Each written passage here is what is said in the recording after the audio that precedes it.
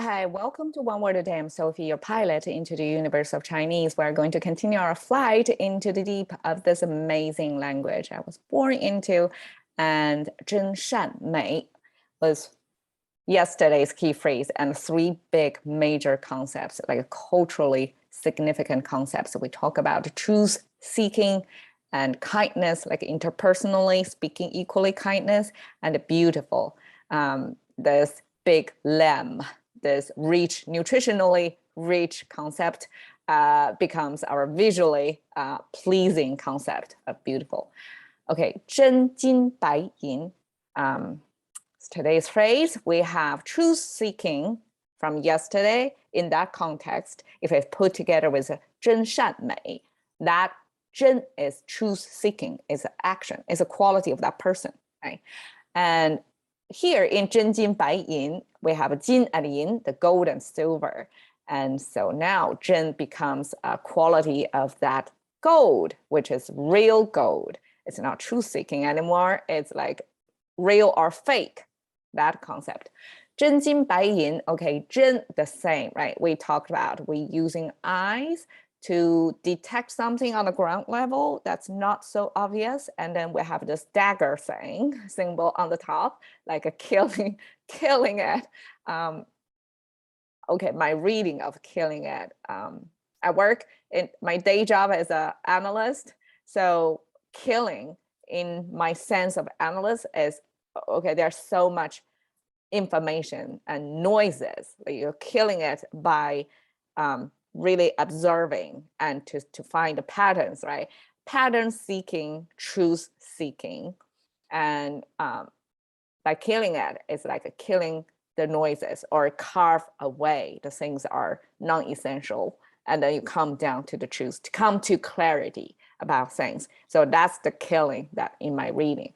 And then we have the two legs at the bottom, either as a separation of you separate the truth, the real from fake, the yes from no, or it's two legs, like you're acting upon what you see. So this kind of acting and seeing, this doing and thinking combined. So that's our truth seeking. So of course, in this context, it becomes an adjective to describe gold is a real thing, it's not fake, okay? And gold, okay, we have gold, this symbol coming with a cover, like this triangle top is our cover, this cone, probably not triangle without a bottom. So this cone top is the cover, and then the bottom here, this symbol is our soil or ground. And these two vertical dots here are kind of something buried underground with a cover on the top. I don't exactly know what that horizontally, like randomly thrown in there, what that means. And I don't exactly know why here there's a turn, because normally if it's a ground, it's just like a stick and then through this is our ground, okay? I don't know why on the top it kind of turn ways. I don't understand why. There may be some intentions at a creation of this character, but we got a main idea from it. It's some precious thing buried underground and hidden under the cone. So it's our depiction of metal. And because it's precious, people want to find it, right? So it's hidden. So it's precious metal. So what's the best, highest grade or most expensive precious metal? Gold.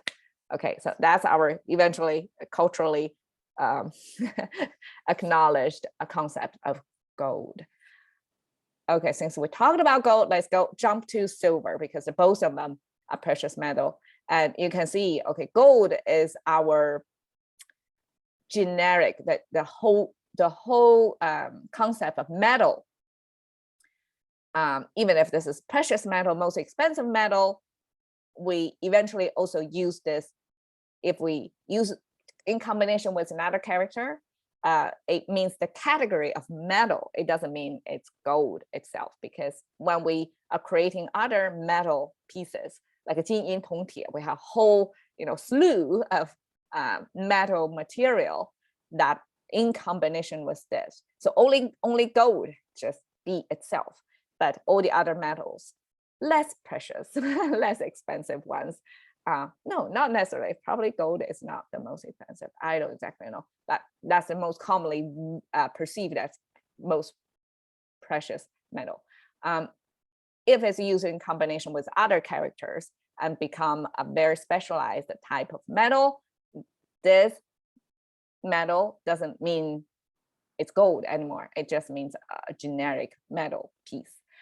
And in combination of what to make a silver? Okay.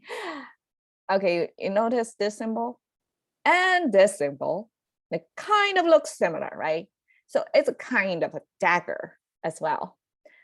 And there are two readings actually. It could look like a bolt as well, but I don't know. In this context, it looks like a dagger, making more sense. We have eyes again. So in this character of Zhen, we have dagger on top of the eyes. And here is a flipped, we have the eyes on top of the dagger. So eye, dagger. I guess eye dagger is a common combination back then, right? So I was explaining that this is gold, no, this is truth seeking, right? Dagger of your eyes, to look at things to the bones of the things, so to speak. So here I view it as, okay, it's kind of too bright for the eye to see, that it hurts the eye. So that's kind of visual sense of what a silver is. Silver is a bright white colored gold, right? White colored metal. And it hurts the eye to see because it's so bright. Okay, that's my interpretation. And of course, it's white gold. It's regarded as a white metal. And this whiteness depicted this way, it looks like a kettle bell, right? In that shape. Okay, here, this container, this shape is our sun symbol. Okay, without a horizontal line is our mouth symbol. It's one of the most commonly seen symbol in Chinese character formation. So this block is our mouth. And if we have a horizontal line in the middle, it's the sun, because the explanation here is this block thing simply depicting a spherical thing. Not necessarily spherical, but like a circular thing, a space, an object. And then the horizontal line in the middle is the energy, something come inside that object. That's the energy source of the object. And because the object is most commonly seen, besides the mouse, right? The mouse, you see eye to eye to your neighbors, your fellow humans, they have that. So we use that block essentially to mean the mouse, because that's closest to our lives.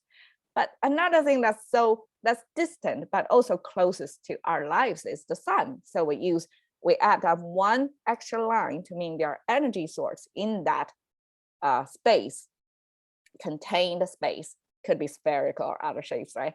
To mean that's the sun. Okay. We then have this pointer, this one spike coming kind of like a chimney from the sun. How can the sun have? Okay, anyways, it means the radiation, the sun rays coming out of it. So it's the brilliance of the sun. And as we all know, the sun is too bright to even look at it for a long time. And actually there is a sun gazing activity, that you look at the sun at the dawn or dusk when it's not so strong, but looking at the sun straight to the sun, that's sun gazing. We see that the sun is bright. So eventually that ray sticking out from the sun is used as our concept of white. That's the ultimate white. It's too bright to even look at. So we have real gold and white silver. That 真金白银 combination often used for us, like, okay, it simply means 金 and yin, two precious metals, or the ancient ultimate most effective way of preserving money in a condensed form, right? In the like a smallest volume, but the biggest value kind of monetary depository. So that's 金 and yin representing that wealth, right? And then 真 and 白, we have real. And 白, even if we call it 白银, it kind of signifies the color, but it signifies it's the real thing again. So real thing, so real gold, real silver. So together, we often use it as it's real money. Like I really invested in this. This is my hard-earned money. This is real deal, so to speak. Like I really put myself in it. So that's the sense of 真金白银. And just out of curiosity, I went on to Tiffany's website. I'm not doing any advertising for them, okay? Disclaimer. I just want to check out the gold and silver and how, like, as precious metal now part of the material of jewelry making, and then how the price difference looks like more than 2 times, right? Almost 3 times. The gold is still a lot more that expensive in this year starts. So I also want to say, okay, this is gold, give you gold and silver visual. Okay, cash into the currency of thinking by one word a day with Sophie. See you another day.